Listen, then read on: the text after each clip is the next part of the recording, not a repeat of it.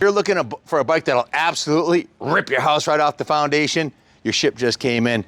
This is what dominated the drag strip in the 70s, the Kawasaki KZ1000. This one's got the best of all the components you'd want to put on a drag bike, and it is a purpose-built weapon. This one is a little bit of an art piece too, because it just had been totally gone through by our detail shop. We put a world-class paint job on it. This has a 1075, which is Wiseco 12.5-to-1 piston, 72 millimeter, with heavy-duty valve springs and returns from Kibble White. Has a Megacycle drag race camshaft and a set of the Mikuni RS 38 millimeter flat side carbs, and of course the RC Engineering drag strip header.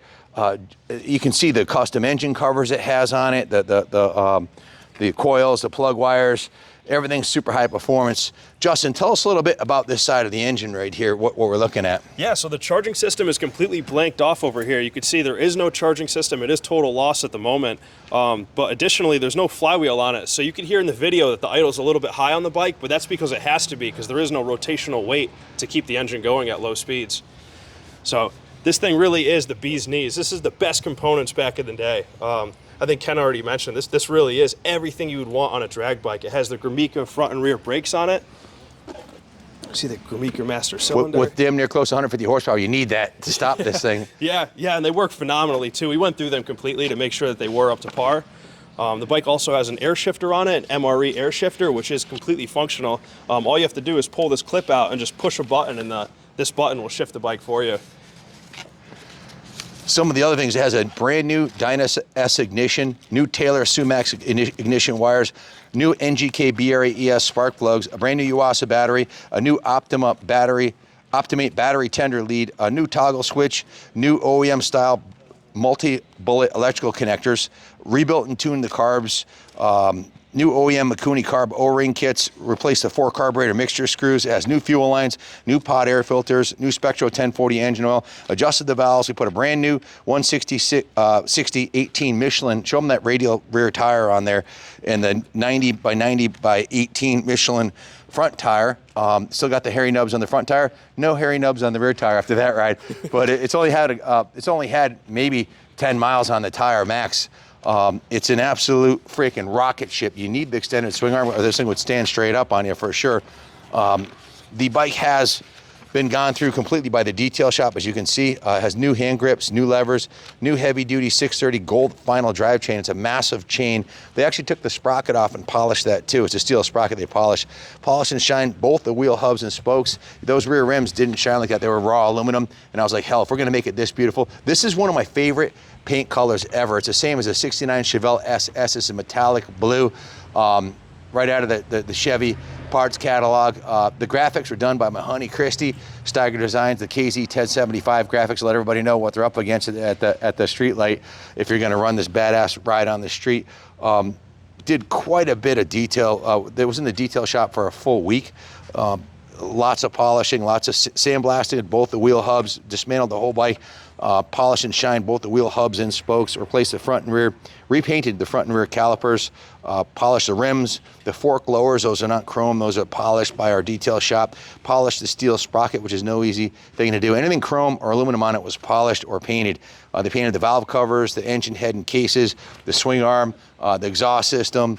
Probably left half of what we did off of here, but as you can see, every square inch of it was polished. And Woody did all the body work on it, on the gas tank. That's a fiberglass tank, and it was set up for drag racing, so the attention to detail in the tank wasn't quite perfect. Did quite a bit of time prepping that tank and the side covers, and they came out like something you'd see on a show bike.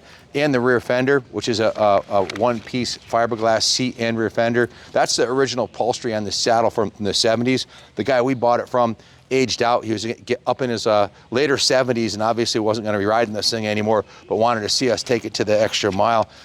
Both front and rear brake calipers, again, were painted.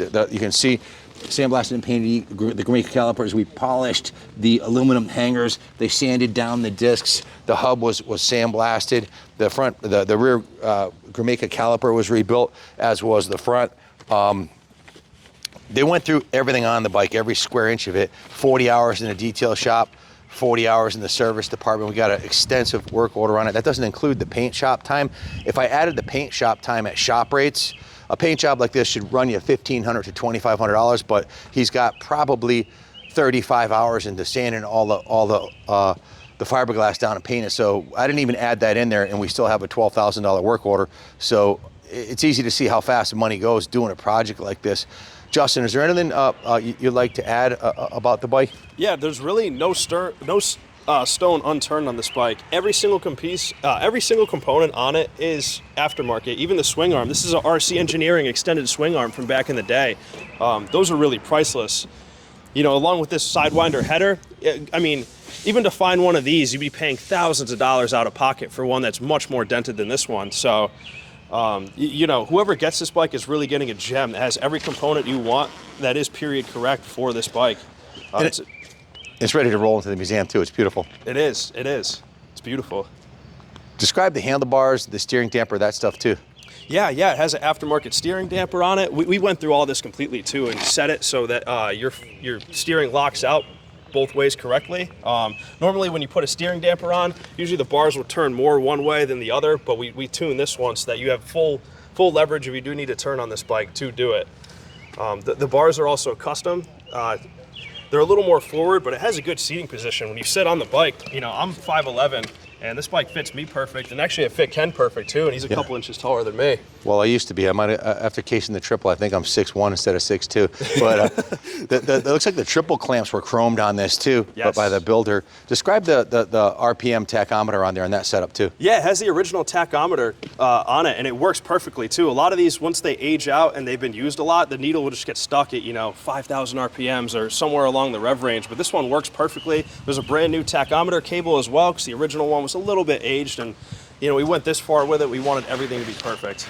If you look at the side profile from over here, can you imagine pulling up to a stoplight, you know, in your car or your race car or whatever, or your bike, and seeing this thing pull up with the extended swing arm and the rear sets and the air shifter, and if looks could kill, this bike would be deadly. And it looks the part and it plays a part. It'll smoke the rear tire off of it in a New York second.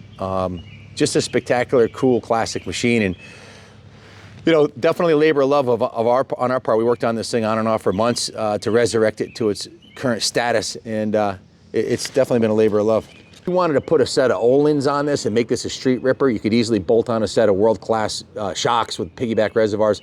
Show them how this is set up for multiple positions and heights. Yeah, so right now it's in the lowest position right now, but you have 3 different positions, and each of these will raise the bike roughly an inch if you do decide to go to the middle hole or this end hole right here. So the bike, you know, it is sitting low right now, but if you wanted to sit like, have the old school dragster look where the rear end's sitting a little bit higher, you could always just raise it right here and raise it up for you. It's a simple thing to put taller springs in the forks too. If you wanted to set this up for street racing, I'd put a set of Ohlins on it and some progressive springs in the forks, and you're good to go. Everything else is done. It'd be ready to rock. Again, that's not a chrome sprocket, guys. That's a steel sprocket, polished, 320, 600, 800, then 1,000 grit, and then polished. That's not a chrome wheel. That's an aluminum wheel, polished. That's how we burned through 40 hours in a detail shop, plus the paint work we did. And again, this $12,000 work order doesn't even have the paint job on there. If we outsource the paint job, it would cost us, well, probably $2,500. So could you build this bike for anything close to what we're selling it for? I don't think so. Just the carbs are, what's a set of them carbs run new? Oh, at least $1,500, at least. So the carb, the exhaust, the engine components, I mean, you drop 15 grand plus a shitload of your time building this, plus the cost of your bike easily. So this one's done, and it can be shipped anywhere in the world. We're 100% positive feedback on eBay after selling over 7,500 motorcycles and 2,500 parts, and we're 100% positive feedback. So we offer financing in-house, ship anywhere in the country, and we do take trades. But this one's a diamond. Just I could sit here and look at it all day long. And this is the kind of bike where if you're getting up there in years like me and you wanted something to put in your office or in the man room just to look at in the snowy North America here where we can't ride for 6 months, this is a bike that you could just put in your living room and stare at it. It's freaking beautiful. Or bring it to the racetrack or ride it to the beach. It's ready to go. If you have any questions, give us a call. 860-454-7024. Justin, do you want to add anything about it? Yeah, I think you nailed it right on the head. And the thing is, even if you wanted to recreate this bike, you wouldn't be able to, because a lot of these parts are just unobtainium. They don't make them anymore. Like that RC Engineering swing arm or the header on it, you couldn't get one of those. Even just finding one of those used in terrible shape would be a task.